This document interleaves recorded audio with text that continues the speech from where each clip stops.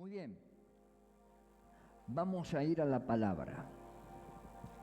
El sábado pasado hablamos acerca de la importancia que tiene el poder ser familia.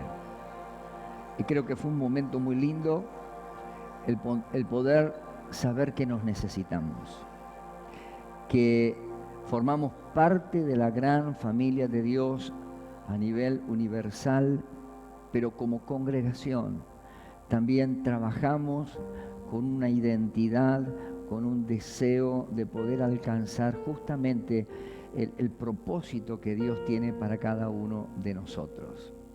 Y la misión la conocemos, sabemos que la misión es predicar el Evangelio. Esa es la gran comisión que el Señor nos ha dado, predicar el Evangelio hasta lo último de la tierra. Y no sé si Dios sacará de este lugar algún pastor evangelista o algún misionero a otro lugar, pero sí nos toca empezar, como empezó aquella primera iglesia, empezar a ganar nuestra pequeña Jerusalén, que se llama Tandil. Una ciudad bendecida por Dios, una ciudad que amamos, pero que necesita tener un despertar, que necesita experimentar un avivamiento de parte de Dios. Y tan solo ese avivamiento puede ser traído a través de una iglesia que está unida, pero también comprometida. Porque podemos estar unidos. Pero creo que lo que más falta a la iglesia de Cristo es el compromiso. Muchas veces como consejo de pastores nos hemos hecho esta pregunta. Tandil tiene uno de los consejos pastorales más antiguos de Argentina. Uno de los mejores consejos pastorales porque podemos compartir juntos las distintas congregaciones. De hecho, próximo martes estaremos juntos orando con una sola meta, poder alcanzar no solamente una campaña donde viene un siervo de Dios como Anacondia, sino unirnos porque creemos que nuestra ciudad necesita un avivamiento. Entonces estamos orando juntos. Entonces tenemos un consejo pastoral donde hay unidad. Podemos tener discrepancias, podemos tener distintas maneras de tener nuestros cultos de adoración, distintas metodologías, pero estamos juntos. Pero hay algo que está faltando y nos hemos preguntado muchas veces, ¿por qué la iglesia en la ciudad no crece? Si tenemos todo lo que necesitamos para poder crecer. Creo que lo que falta es el compromiso. Y Dios quiere que nosotros podamos comprometernos principalmente con nuestro Dios. Y hoy quiero hablarles acerca del poder que hay en el altar. Así el libro de Romanos capítulo 12, versículo 1 dice: así que hermanos, os ruego por las misericordias de Dios que presentéis vuestros cuerpos en sacrificio vivo, santo, agradable a Dios, que es vuestro culto racional. La palabra altar en el hebreo significa lugar de matanza. En el griego significa lugar de sacrificio. En el latín significa plataforma alta. Por eso en los templos hay una plataforma más alta. Pero en realidad el altar era un lugar de sacrificios, donde se sacrificaba a un cierto Dios. En la Biblia se sacrificaba en el altar a Dios, una ofrenda por expiación de los pecados. Normalmente se escogían algunas piedras que ni siquiera tenían que ser talladas ni preparadas. Y había un esfuerzo porque había que preparar el altar, recoger las piedras, ponerlas en su lugar y luego traer el animal que iba a ser ofrecido. Y allí se ofrecía el sacrificio a Dios. Encontramos allí en la Biblia, en el libro de Génesis, las primeras ofrendas que se presentaron fueron la de Caín y la de Abel. ¿Se acuerdan? Ambos trajeron una ofrenda a Jehová. Uno era agricultor y otro era pastor de ovejas. Así que cuando ellos vinieron, trajeron una ofrenda a Dios. Dice la palabra que la de Caín, Dios no la miró con buenos ojos, pero sí vio con buenos ojos la ofrenda que Abel había traído. Mucho hemos discutido sobre el tema si Caín trajo lo peor de la huerta para presentar al Señor. Yo creo que no, particularmente creo que no. Y Abel trajo el animal mejor, escogió el mejor lugar y lo presentó. Algunas teorías dicen que ambos tendrían que haber traído un cordero o un animal para ser presentado. Por eso es que Dios no miró con buenos ojos la ofrenda de Caín. Pero creo que hay mucho más que esto en la actitud con la cual ambos trajeron su ofrenda al Señor.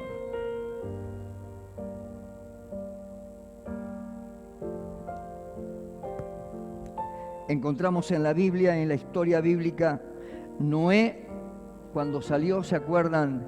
Después del diluvio, lo primero que hizo, ¿qué fue? Hacer un altar. Más adelante fueron construidos altares por Abraham, por Isaac, por Jacob, por Moisés, por Josué. La mayoría es con un fin sacrificial y de alguna manera memorial también, en memoria de.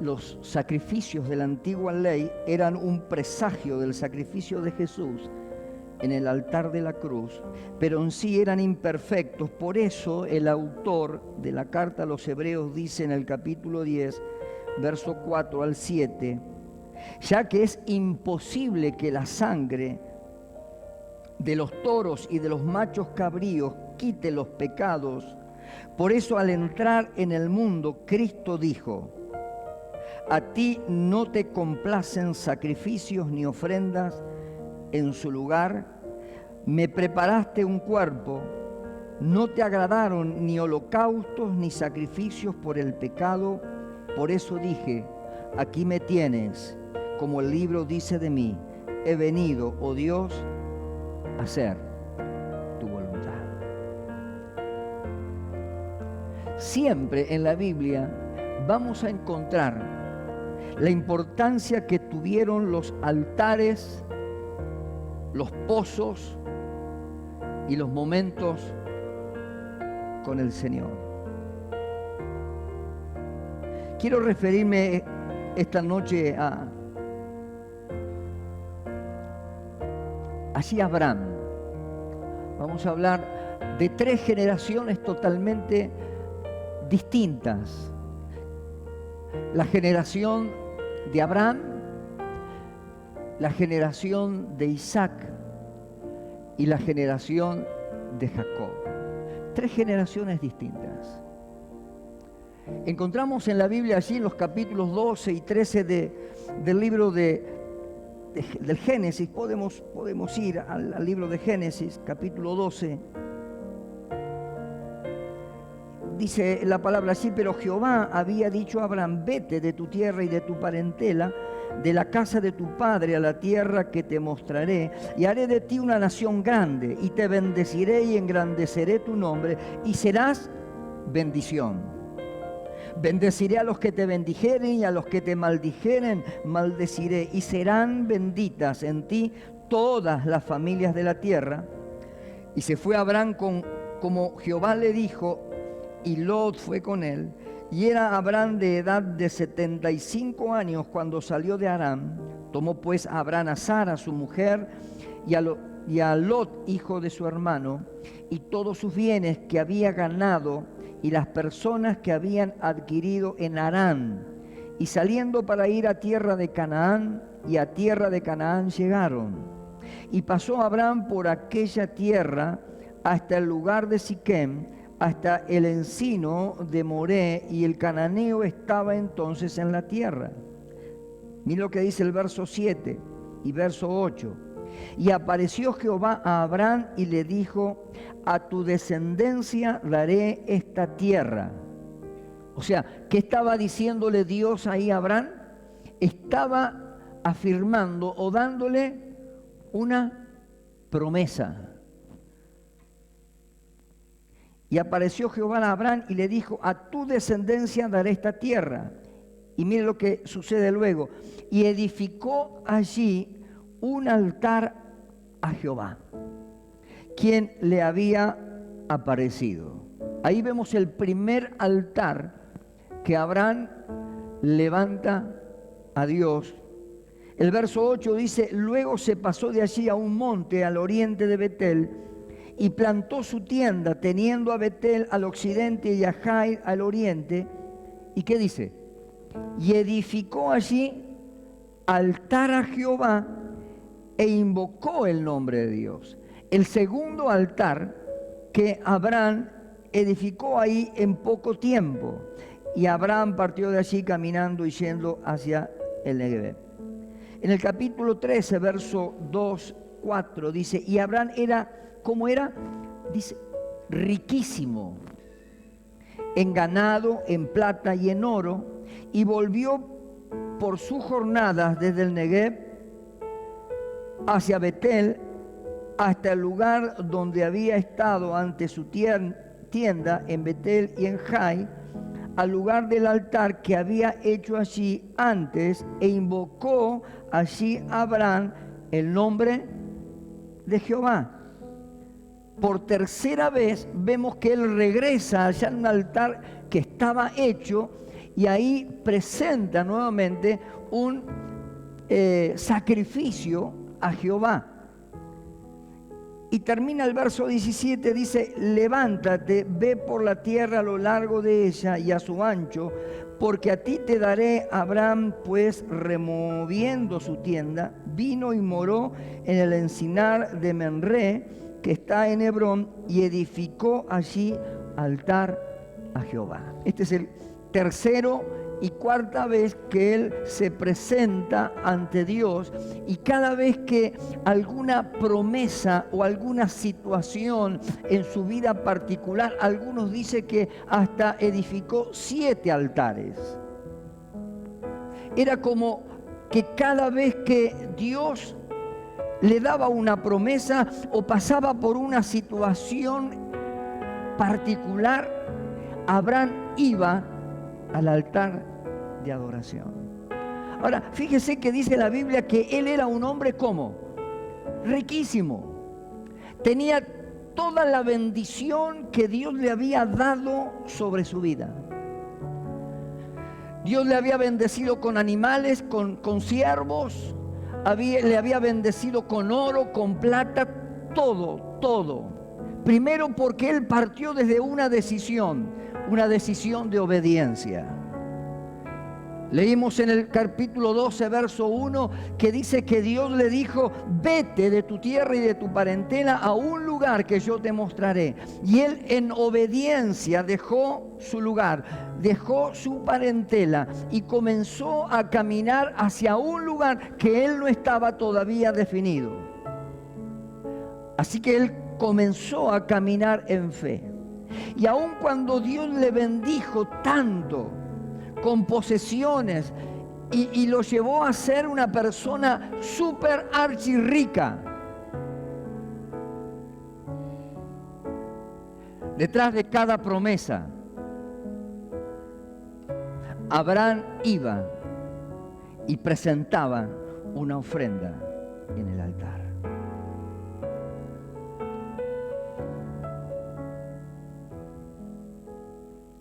Creo que cada vez que queremos alcanzar algo para Dios, los cristianos necesitamos un altar.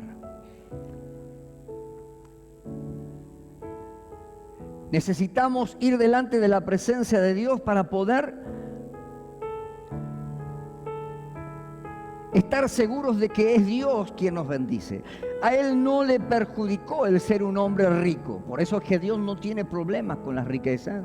No tiene problema con tus camellos como los de Abraham, no tiene problema con el oro, con la plata, no tiene problema con nada. Dios tiene problema con tu corazón, con tu actitud. Porque lo primero que el hombre deja de practicar cuando es bendecido por él es ir a la presencia de Dios. Enseguida ponemos excusas. Nos retiramos de la iglesia, nos afanamos por las cosas exteriores, pero Abraham necesitaba cada vez más, cada día, expresarle a Dios su devoción.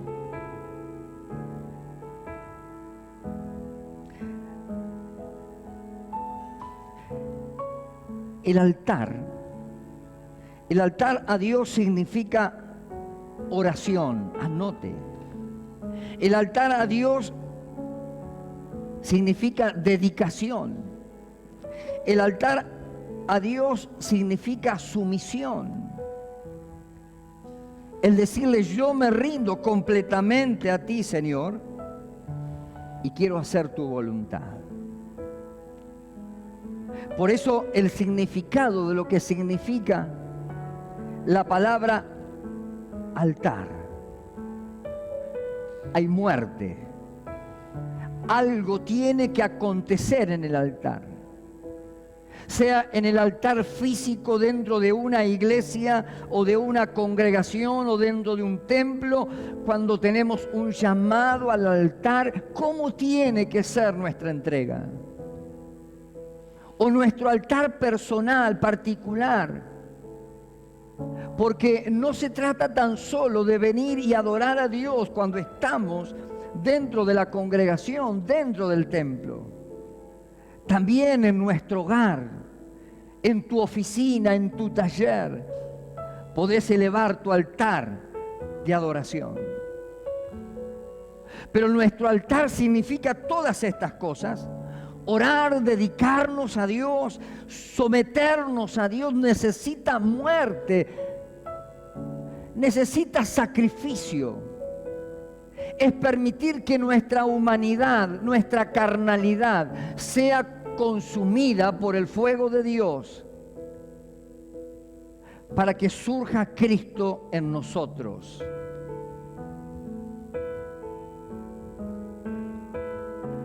Y en esto de las 3 generaciones, de Abraham, de Isaac y de Jacob, la generación de Abraham era un hombre que se convirtió en alguien muy poderoso, se convirtió en alguien muy rico, era un hombre bendecido, él tenía todo lo que un hombre podía pretender tener, y todo había venido de la mano de Dios. Cuando uno decide servir a Dios, cuando uno tiene ese quebrantamiento delante de la presencia de Dios, Dios bendice. Pero fíjese que cada vez que Dios le daba una promesa a Abraham, él levantaba un altar y adoraba a Dios. Cuán distinto a veces a nosotros, ¿no? Que ni siquiera a veces agradecemos por el pan diario que Dios nos da. Que aún a veces cuando nos sentamos a la mesa estamos más preocupados por empezar a comer que tomarnos esos 2 minutos de corazón de decirle: Señor, gracias por el pan. Por eso que tiene que ver nuestra actitud, lo que hacemos en nuestra vida cada día. Si leemos la historia de Abraham, vemos que todo lo que consiguió en la vida lo consiguió en un altar. Cada paso que él daba construía un altar. Él sabía que toda la bendición y toda su vida tenía que estar sustentada en la presencia de Dios. Es que este altar significa oración. Es que este altar significa dedicación. Es un altar, vuelvo a decir, que significa sumisión a Dios.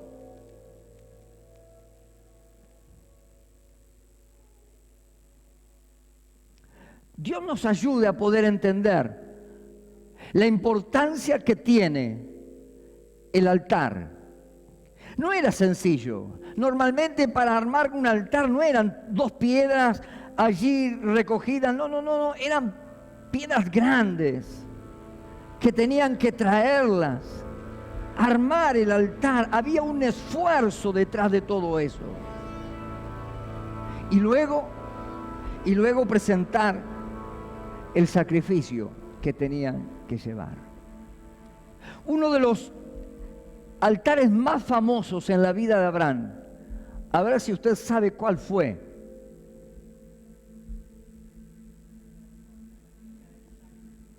A ver si usted lo recuerda. ¿Se acuerda que Dios le había prometido cuando él tenía más o menos 75 años? La edad de alguno de ustedes. Bueno, de algunos. Imagínate si ahora tus 70 y pico Dios te dice: vas a tener un hijo. Y Dios le prometió a Abraham, porque él ansiaba en su corazón tener un hijo. Y Dios le prometió ese hijo. Fue el hijo de la promesa. Y cerca de los 90, más o menos, cuando Sara tenía algunos años menos, Dios le concede lo que Dios le había prometido. Y le concede ese hijo. Porque Abraham era un hombre que tenía un corazón para con Dios. Ahora, imagínense usted esperando 75, casi 90 años para tener el hijo prometido, y de pronto, ¿qué hace Dios? Se lo pide. Ahora, cuando usted lee la historia bíblica,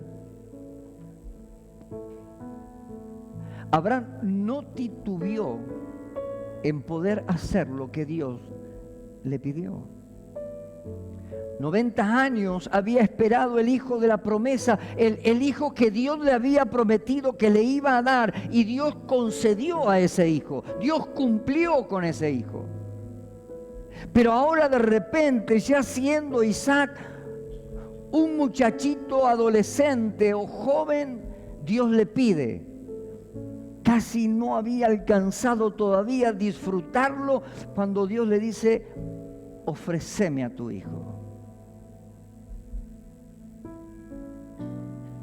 ¿Qué fue lo que hizo Abraham? Tomó a su hijo, tomó 2 siervos, tomó una cabalgadura, llevó todo lo que necesitaba para ofrecerlo. Y cuando estaba allí en el monte, solo con su hijo, los criados se habían quedado un poco más abajo. Esperen acá, que dijo, habló en plural, no en singular. Dice: vamos a ir a sacrificar a Dios y volveremos. Qué fe, ¿no? Y dice que Abraham tomó, preparó el altar. Supongo que hasta Isaac formó parte de toda esa preparación. Le habrá ayudado al viejo Abraham a levantar esas piedras, ponerla en su lugar, poner la piedra mayor arriba. Y el pibe habrá mirado alrededor y le habrá dicho: papá, ¿dónde está el animal? ¿Dónde está? Abraham amarró a su hijo, lo puso arriba del altar, sacó su cuchillo, lo levantó, porque él dijo: aún de las cenizas Dios me lo va a devolver.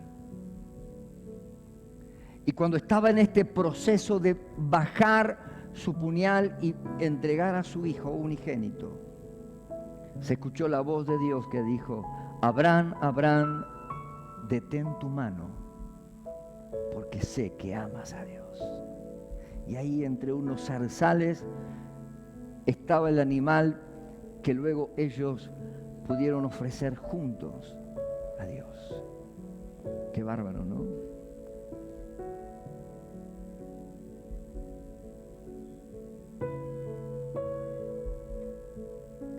Ahora, muchas veces estamos más preocupados por alcanzar las promesas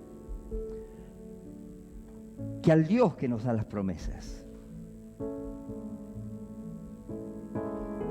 Y es tan interesante tener como el centro de nuestra vida a Dios. La Biblia está llena de promesas que Dios nos ha dado. De hecho, Dios le había hecho una promesa que le cumplió a Abraham. Pero ahora como que todo se salió de control cuando Dios le pide que entregue a su único hijo, un símbolo de la entrega de Jesucristo, el Hijo de Dios en la cruz del Calvario. Esta es la primera generación, la generación de Abraham, que representa la generación de oración. Cuando vamos al libro de los Hechos, encontramos allí y se nos relata que aquellos 120 discípulos del Señor, después de la ascensión de Jesús, el Señor les había hecho una promesa.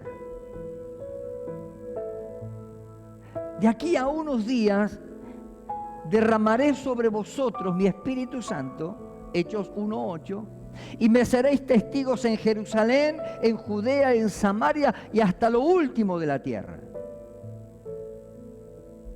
120 personas en un aposento alto. Y usted sabe lo que pasa en Hechos 2. Dice que de repente, volviendo a los de repente dice que vino como un viento recio y llenó aquel lugar. Y como lenguas de fuego fueron derramadas sobre ellos y comenzaron a hablar en nuevas lenguas. Y a partir de ese momento, ellos comenzaron a predicar el Evangelio en Jerusalén, en Judea, en Samaria y hasta lo último de la tierra. Llenos del Espíritu Santo de Dios, fueron impulsados para un gran avivamiento. Ahora, no fue una reunión de culto más que ellos tuvieron, que se juntaron ese día a orar. No. Hubo un proceso de 50 días donde ellos perseveraron orando, ayunando y clamando y esperando las promesas que Jesús les había prometido. Y dice la Biblia, de repente, en un momento inesperado, vino sobre ellos este poder glorioso del Espíritu Santo. Y como resultado, dice que no había ya lugar donde el Evangelio fuera predicado, porque donde ellos iban, predicaban y predicaban. Y se reunían en las casas a orar y aún partían el pan, participaban de la cena del Señor, los unos con los otros. No fue una mera reunión de celebración como puede ser esta. Los avivamientos no vienen así de la nada, sino que vienen con el altar, con que la iglesia puede ir cada día al altar con la firme convicción que si Dios nos ha prometido que en este tiempo que nos toca vivir va a haber un gran avivamiento sobre la tierra y toda persona se doblará ante las rodillas de nuestro Padre Dios, y nosotros como iglesia estamos creyendo que ese gran avivamiento acontecerá en la tierra.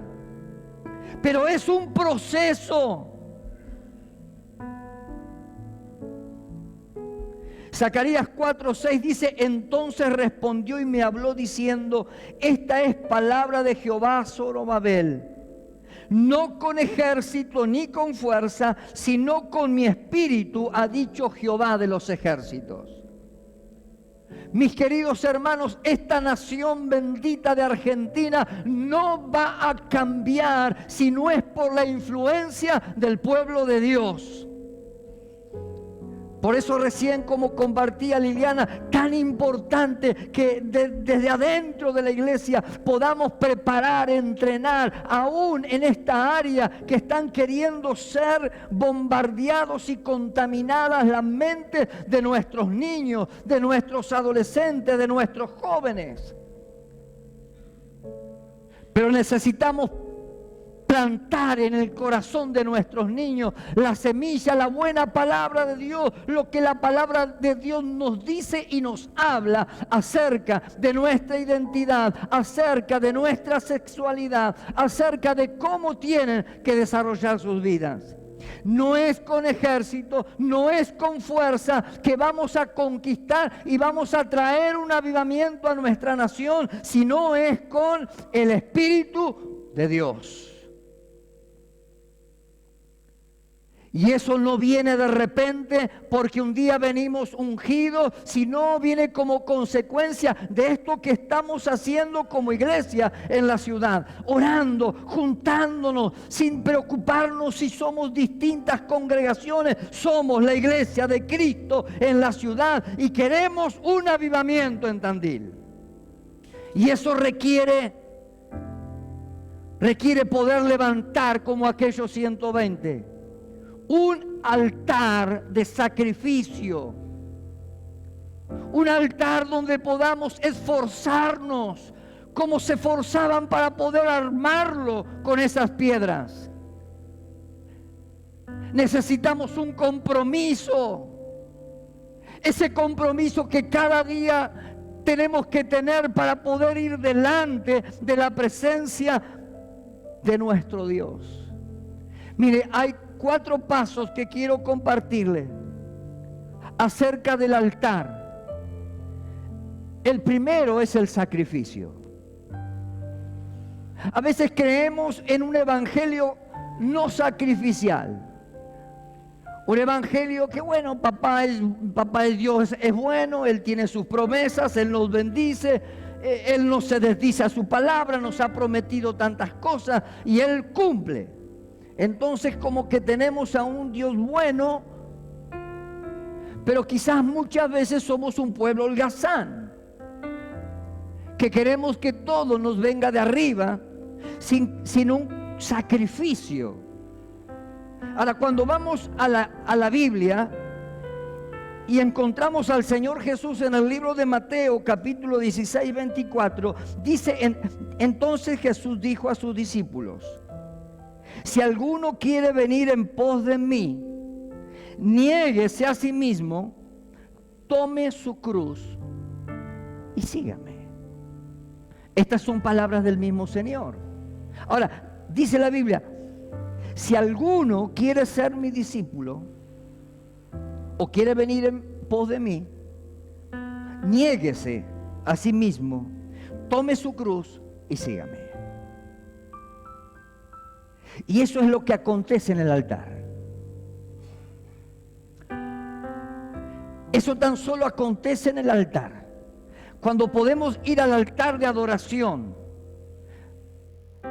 cuando podemos ir a la misma presencia de Dios, cada día, cada mañana, cada atardecer, en cada oportunidad que podamos ir a ofrecer nuestro altar de adoración a Dios, es poder ahí rendir nuestras situaciones con Dios, encontrarnos con Dios, es permitir que Él quiebre nuestra humanidad, que rompa nuestra carnalidad, nuestras obras de la carne, que Él con sus manos comience a obrar dentro de nosotros, para que Cristo ahora sea formado en nuestra vida. Mateo 10:38 dice: y el que no toma su cruz y sigue en pos de mí, no es digno de mí. O sea, que el Evangelio no es para holgazanes, no es para personas que no se comprometen. El Evangelio significa sacrificio. Necesita involucrarnos en la vida espiritual, porque muchas veces solamente lo que estamos pendientes son de las promesas que Dios tiene para con nosotros, sabiendo que detrás de una promesa siempre hay un requerimiento, una obligación.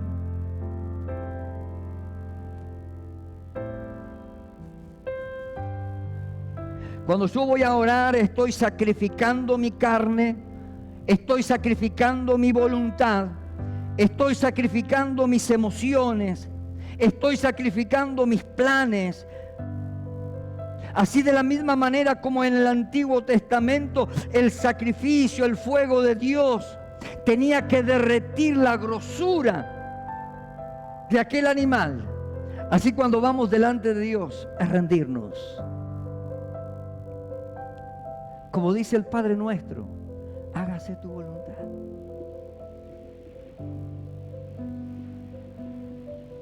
Y a veces nos cuesta hacer la voluntad de Dios, ¿verdad? Porque tenemos nuestros planes, tenemos nuestros proyectos. A veces creemos ser más inteligentes que Dios, o más capaces que Él, que todo lo podemos, que todo podemos hacerlo. Pero si en verdad queremos tener una vida bendecida, tenemos que ir cada día a nuestro altar y ahí rendir nuestras emociones. Vio que a veces somos almáticos, somos emocionales. No está mal, porque Dios nos ha dado emociones.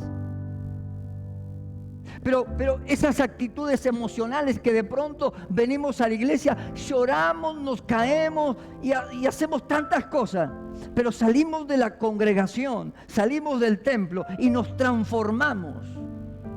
Nos olvidamos de lo que Dios hizo. Y cuando el poder del Espíritu de Dios obra en la vida de un ser humano, es para transformarlo. Lo vimos el sábado pasado, porque Él quiere regenerar tu vida. Porque ha habido un nuevo nacimiento en vos. Y Él quiere ver cambios significativos. Quiere ver un progreso.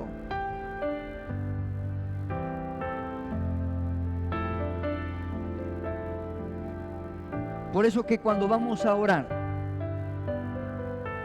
tenemos que ahí sacrificar nuestra carne. Como quien dice, poner toda la carne al asador.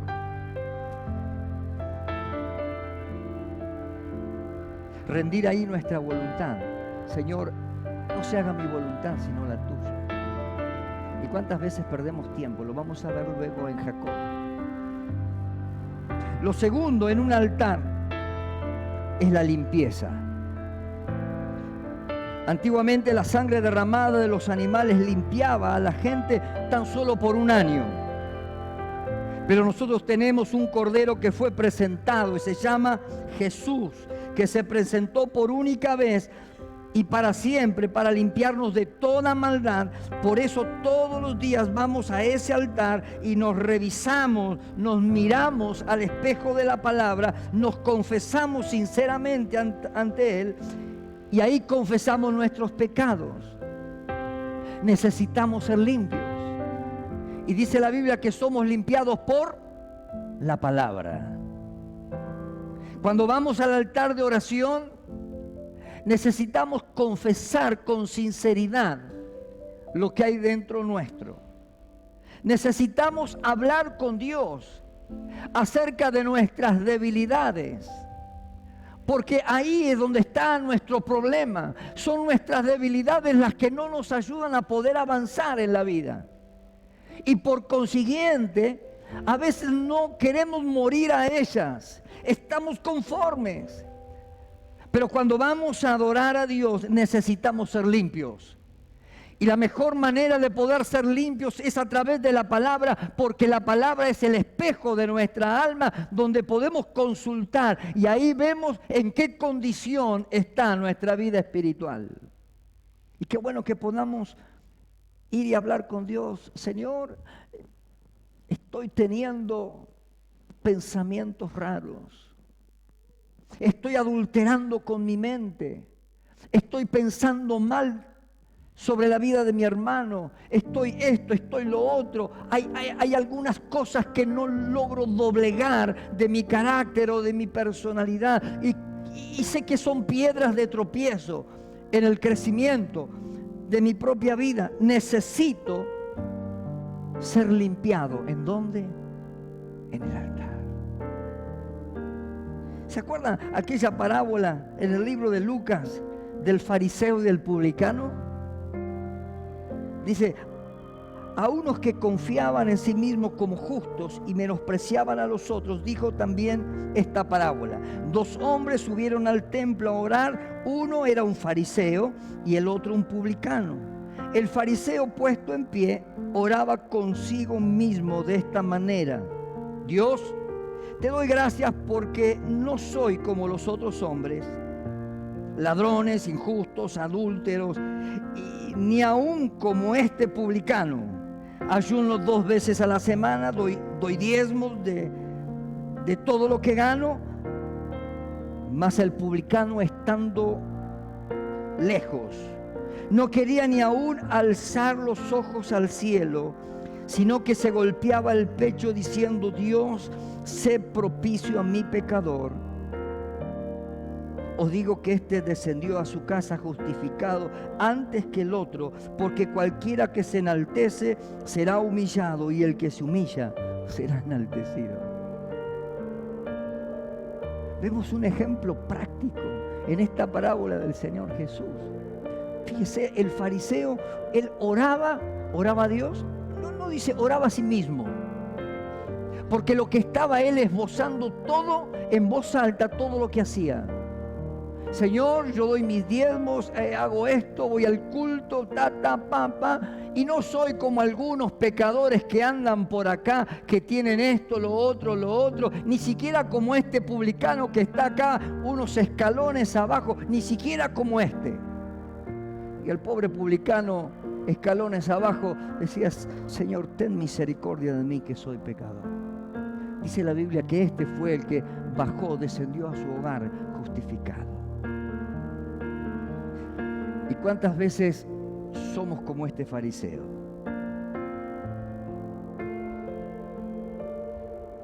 Tenemos que aceptarlo. Creemos que somos superiores a otros hermanos porque, qué sé yo, por esas cosas de la vida nos fue bien. O porque podemos dar un diezmo abultado. O porque decimos que somos fieles y no faltamos a ningún culto a la iglesia. Y porque cumplimos con todas las formalidades y creemos que por eso estamos justificados. Pero dice que él se hablaba a sí mismo. Pero Dios conoce nuestros corazones. Y aquel pobre publicano, él se reconocía como tal. Él era un pecador. Mis queridos, ¿cuántos de ustedes, cuántos de nosotros no pasamos por la tentación diaria de tantas cosas? ¿Hay alguno que es tentado con algunas cosas? A ver, ¿cuántos? Qué bueno, tengo una iglesia santa. Hasta mi esposa ni siquiera levantó la mano.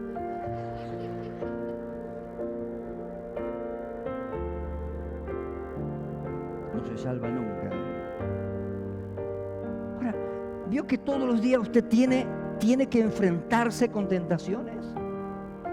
Porque vivimos en un mundo rodeados de pecados, de tentaciones.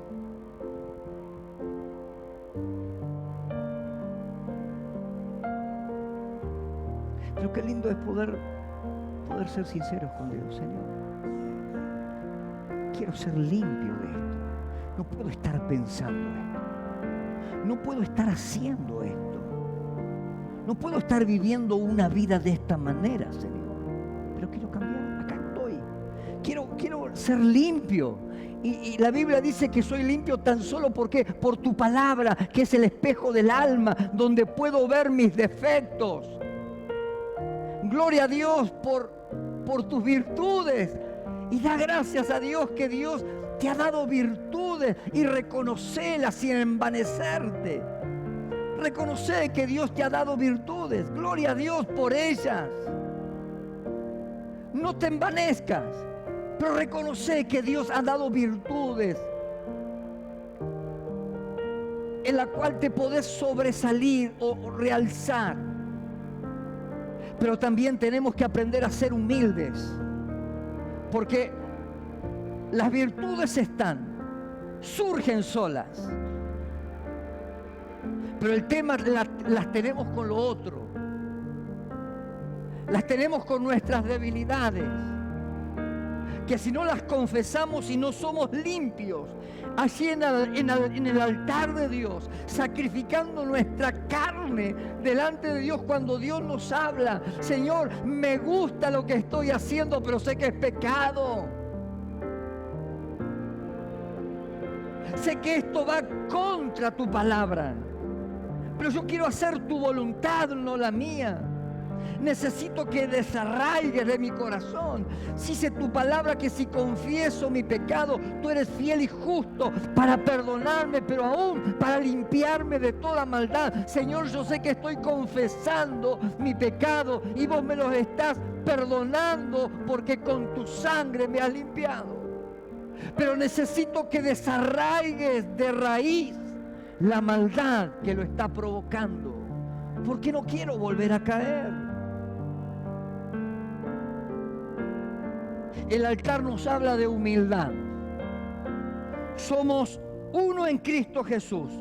Todos somos iguales ante la presencia de Dios. Todos somos iguales.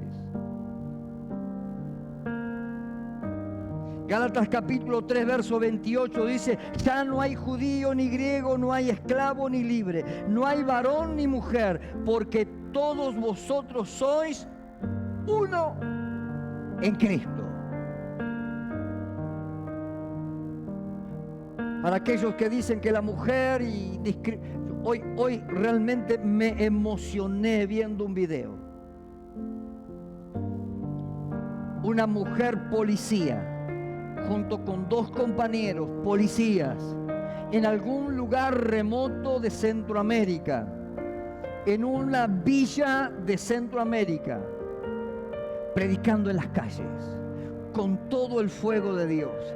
Quizá usted puede cuestionar la metodología, la manera o lo que, pero yo agradecía y bendecía a esa mujer que a cuatro voces predicaba el evangelio mientras que pasaban los autos, mientras que algunos le insultaban y pasaban y le decían cosas.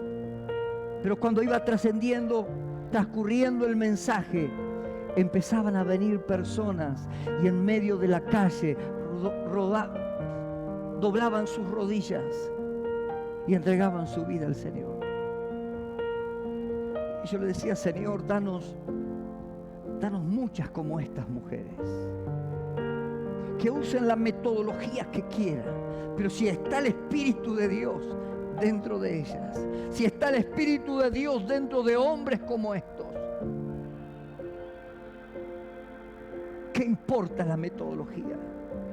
Mientras que las personas puedan venir a los pies de Cristo, cumplimos con la misión que Dios nos ha encargado. Por eso dice la Biblia que somos uno. No hay judío, no hay griego, no hay flaco, no hay gordo, no hay lindo, no hay feo, no hay chino, no hay japonés, no hay blanco, no hay negro. Todos somos iguales delante de la presencia de Dios.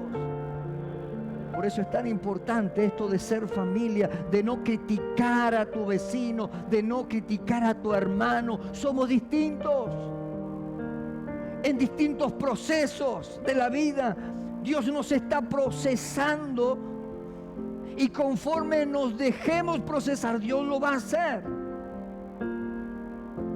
No discrimines a nadie.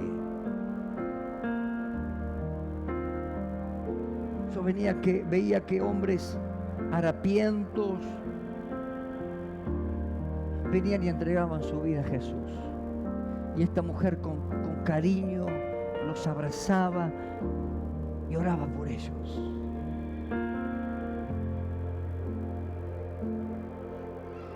Y a veces cuántas estructuras tenemos, cuántas cosas nos impiden acercarnos a la gente.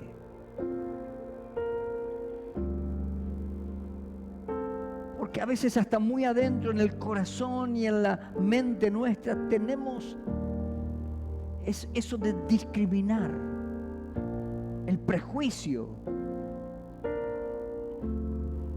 Y lo cuarto es el lugar de oración. Allí donde está la búsqueda de la voluntad de Dios, la búsqueda del consejo de Dios, de poder escuchar su voz, de poder escuchar la sabiduría de Dios, de escuchar su entendimiento.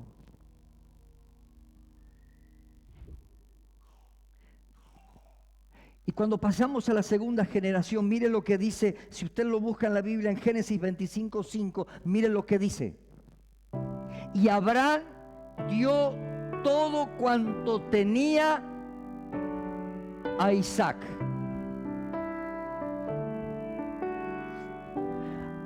Abraham fue bendecido por Dios porque él, cada altar que levantaba era un tiempo que tenía de adoración y Dios lo bendecía y lo hizo ultra rico. Dios lo bendijo en gran manera.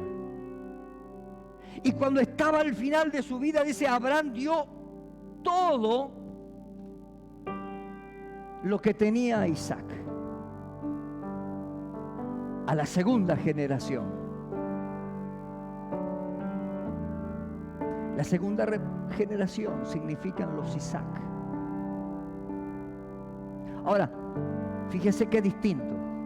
Isaac recibió toda la herencia. Abraham recibió todo en un altar y no por herencia.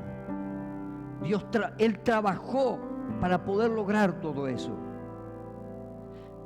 El problema con la herencia es que muchas veces los herederos no saben del sacrificio, el precio que se tuvo que pagar, el terreno duro que hubo que recorrer para poder alcanzar las promesas de Dios. Isaac recibió todo servido en bandeja de plata. Recibió toda la riqueza, hasta Abraham se preocupó en conseguirle la mujer idónea. Ni siquiera eso hizo Isaac. Isaac no tuvo que pagar muchos precios, pero tuvo que abrir los pozos que los filisteos le habían tapado a su papá. Abraham le dejó la herencia, las riquezas. Le dejó los pozos que en el desierto eran necesarios para poder tener agua y agua viva para todo. Usted sabe que el agua es esencial y en aquel tiempo no había agua corriente. Y tercero, aún le consiguió la esposa, esa esposa y compañera idónea. Por eso que Isaac no tuvo que pagar precio, pero sí tuvo que destapar los pozos que los filisteos habían tapado. Su papá le había dejado pozos abiertos para que él no tuviera que preocuparse por absolutamente de nada. Consiguió la esposa y Abraham partió al reino de los cielos con la tranquilidad de haberle dejado una herencia a su hijo para que él pudiera seguir las generaciones. Pero dice la palabra que los filisteos cerraron los pozos que Abraham había abierto. Así que Isaac tuvo ahora que conocer por sí mismo al Dios de su papá, porque no tenemos abuelos en el Evangelio, tenemos papá.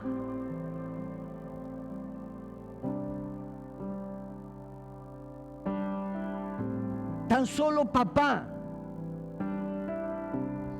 Y a veces el problema de las herencias es que no saben valorar los sacrificios que cuestan.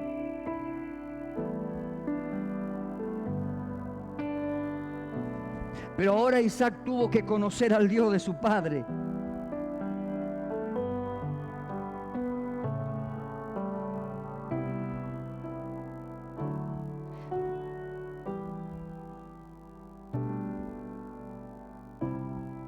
Nuestros padres prepararon una herencia. Ellos ayunaron, ellos oraron, como Abraham lo hizo en cada altar. Y dejaron una herencia para nosotros. Y acá quiero referirme a los más jóvenes. Ustedes son la generación de los Isaac. Necesitan abrir los pozos. Esos pozos que provocan el avivamiento. Esos pozos que te enseñaron tus padres, tus pastores, tus líderes, o aquellos que te llevaron a los pies de Jesús. Y en esos pozos hay agua viva. Dice la Biblia, y correrán por su interior agua viva, como corrientes de agua viva.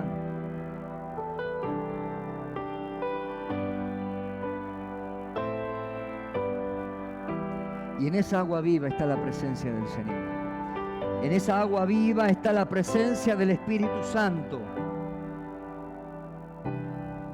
Así que, hermanos, abrir pozos. Esos pozos de avivamiento que hoy necesitamos en nuestra bendita Argentina. Y por último,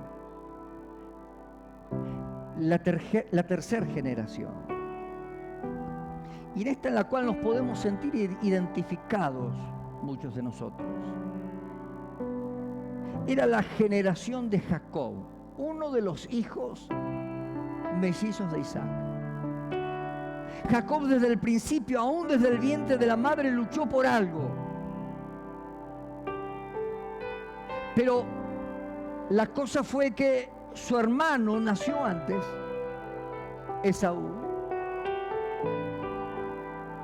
Y cuando llegó el momento de que su padre Isaac tenía que darle la bendición como se le daba a los hijos mayores. ¿Se acuerda cómo es la historia?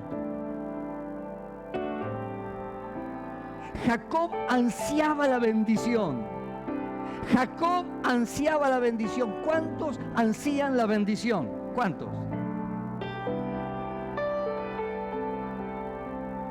Ahora, fíjese lo que hizo Jacob. Él engañó a su padre porque su padre era ciego. Él se puso como una especie de besón en sus manos porque su hermano Esaú tenía muchos vellos en sus brazos y se ve que él era lampiño. Entonces cuando su hermano estaba por allí, él engañó a su papá. Pero aún cuando él fue a recibir la bendición y engañó a su papá dice, yo huelo como a Jacob, ¿no? Como que en cierta manera el viejo no se la creyó, pero recibió la bendición. Y compró la bendición a su hermano por un plato de lentejas. Y después se marchó, se peleó con su hermano, tuvo 20 años peleado con su hermano porque su hermano lo quería matar.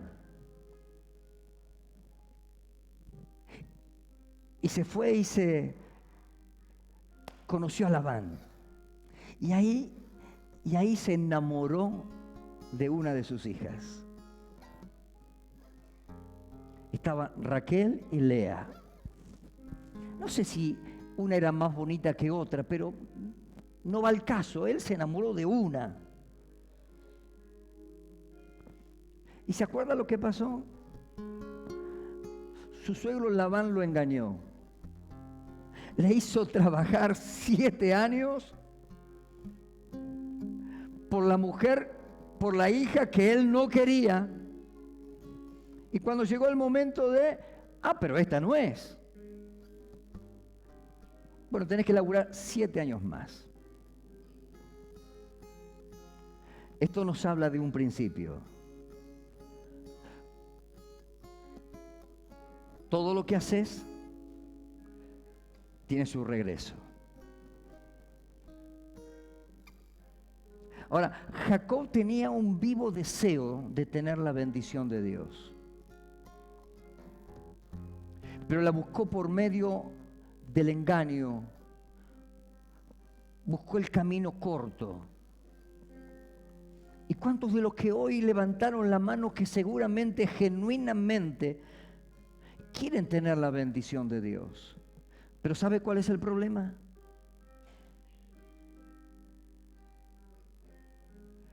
Que no queremos el proceso del altar.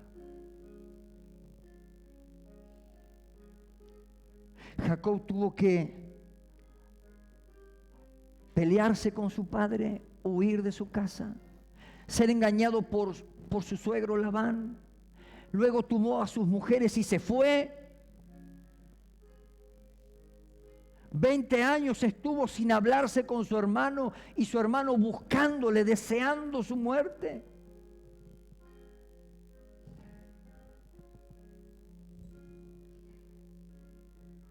Jacob vivió una vida de conflicto permanente. Ahora, el deseo de la bendición, de ser bendecido por Dios, en tu vida puede ser algo legítimo, algún deseo real.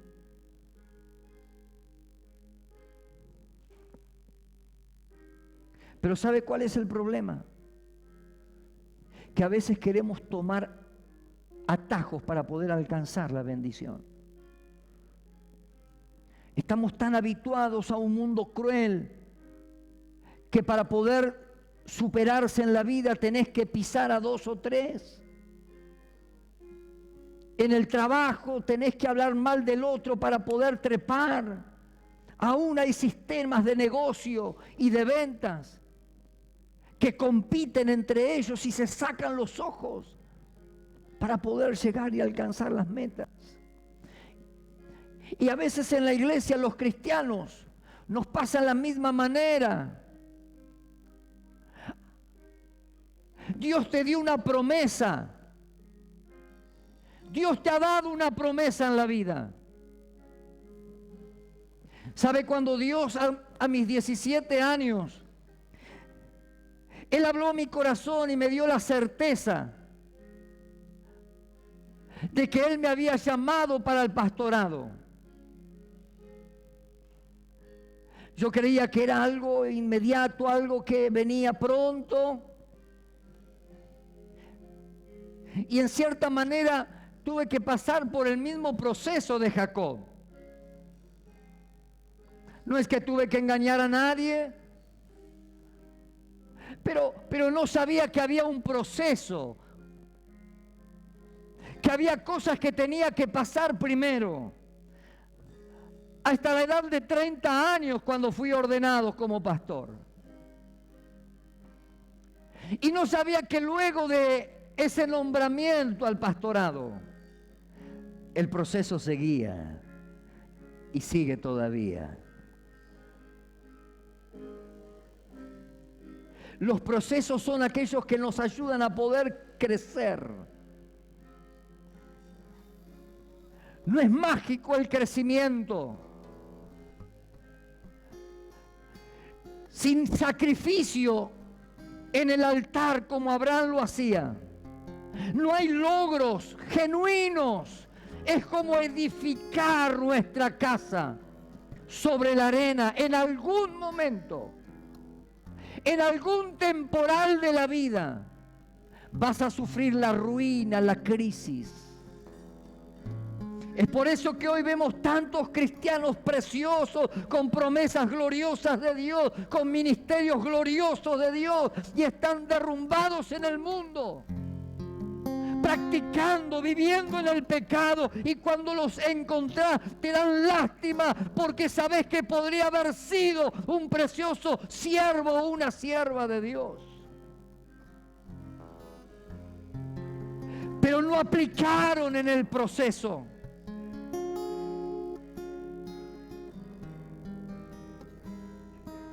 La generación de los Jacob es una generación muy confundida por los sentimientos, que se deja llevar por las emociones.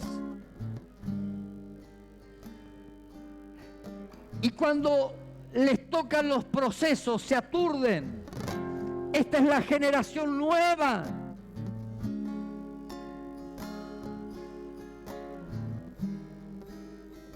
Y necesitamos los procesos, tanto en nuestros matrimonios, en nuestros trabajos, para alcanzar las metas, en el liderazgo, en el pastorado. Necesitamos pasar por el valle de sombra y de muerte, donde la mano de Dios está, aunque no la veas. Pero Dios nunca te deja. Dios nunca te suelta la mano. Dios siempre está. Por eso dice la palabra: aunque ande en valles de sombra y de muerte, no temeré mal alguno, porque tú estarás conmigo. Y eso nos habla de que tendremos que pasar por el valle de la sombra y de la muerte. Y es ahí como Abraham tenemos que ir al altar confiando que nuestro Dios está, que Él no se desdice a la palabra, que sus promesas permanecen firmes y fieles hasta el último momento. ¿Y sabe cómo termina la historia de Jacob? Génesis capítulo 32, 22 dice de esta manera: y se levantó aquella noche y tomó sus 2 mujeres y sus 2 siervos y sus 11 hijos y pasó el vado de Jaboc, no de Jacob, de Jaboc. ¿Sabe lo que significa Jaboc? Lugar de soledad, lugar de quiebre, lugar de ruptura. Tarde o temprano, si queremos la bendición de Dios, tenemos que pasar por este lugar. Tenemos que ir y pasar por Jaboc, ese lugar de soledad donde estás vos, no está papá, no está el abuelo, no está el pastor, no está tu líder, estás vos con Dios, solo, derramando quizás lágrimas por tus pecados, en soledad con Dios. Aleluya.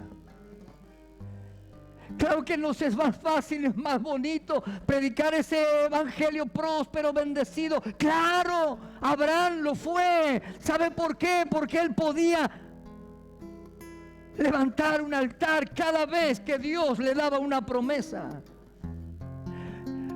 Sabía que él dependía del altar.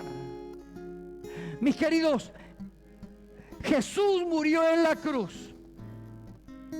Y ese fue el Cordero que nuestro Padre Dios ofreció a la humanidad, para que aquel que crea en Jesucristo pueda tener vida eterna en Él, pueda tener y experimentar ese nuevo nacimiento. Pero ¿sabe? Para Jesús aquella cruz fue el altar Él fue puesto sobre esa cruz, hecho hombre con toda su humanidad, con todos los pecados del mundo. Jesús dijo: heme aquí, como dice el libro de Hebreo, envíame a mí. Porque los corderos, los animales, no eran el sacrificio perfecto, duraban solamente un año. Pero vos y yo, que conocemos a Jesús y que sabemos que Él pagó un precio de sangre, que Él te perdonó tus pecados, los tomó y los arrojó a lo profundo de la mar, para que ya nunca más el acusador, el diablo, Satanás, te quiera acusar. Te dio la palabra para que a través de ella puedas pasar por la limpieza espiritual. Él fue aquel cordero ofrecido por Dios Padre en aquella cruz, que era una cruz maldita, porque era el lugar donde sacrificaban a los reos. Pero desde el momento que Jesús fue crucificado, una cruz maldita se transformó en un símbolo de la cristiandad. Jesús la bendijo. Aleluya. No evites los procesos, sino preguntarle a Moisés.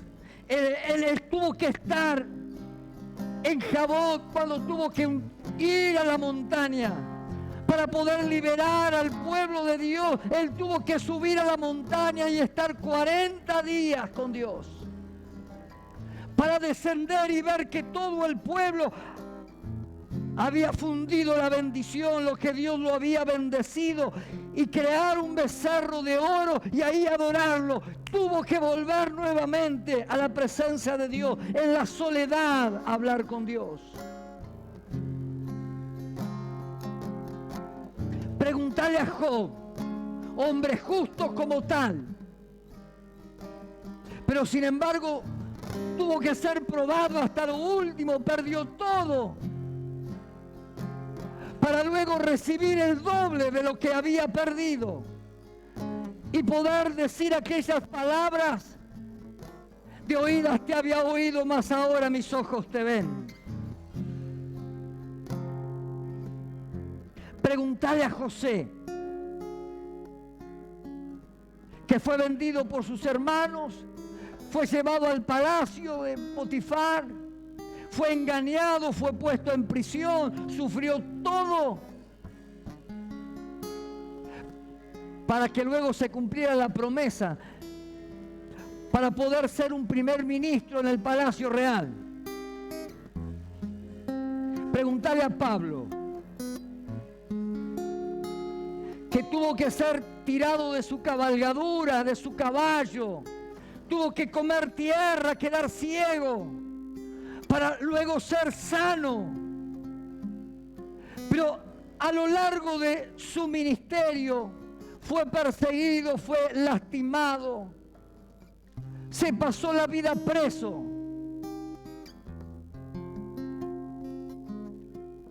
Y pasó por ese lugar de Jabot solo. Todos, si queremos recibir la bendición de Dios, tenemos que entender este proceso del altar. Y todos vamos a tener que encontrarnos un día con Jabot, ese lugar a solas con Dios. ¿Cuántos estamos esta noche dispuestos a poder ir delante de la presencia de Dios y sincerarnos con Él? Ahí dejar que Dios nos purifique, que en la unidad del cuerpo podamos procesarnos y cumplir lo que el Señor nos ha dicho, de que seamos uno como Él lo fue con el Padre. Padre, lo único que te pido, que sean uno, como yo lo he sido contigo, sin discriminarnos, sin mirar condiciones culturales, físicas, económicas, sino saber que todos hemos sido comprados por la misma sangre. Somos redimidos por el mismo Cordero. Ese Jesús que murió por vos y por mí en la cruz del Calvario, para que podamos disfrutar de esta vida gloriosa y aún después de la muerte poder estar por la eternidad con Cristo en el reino de los cielos, en esas moradas espirituales celestiales que Él nos ha ido a preparar. ¿Cuántos se atreven a poder pasar a ese momento Jabó con Dios, este tiempo de soledad? Aleluya. Te invito a que te pongas de pie.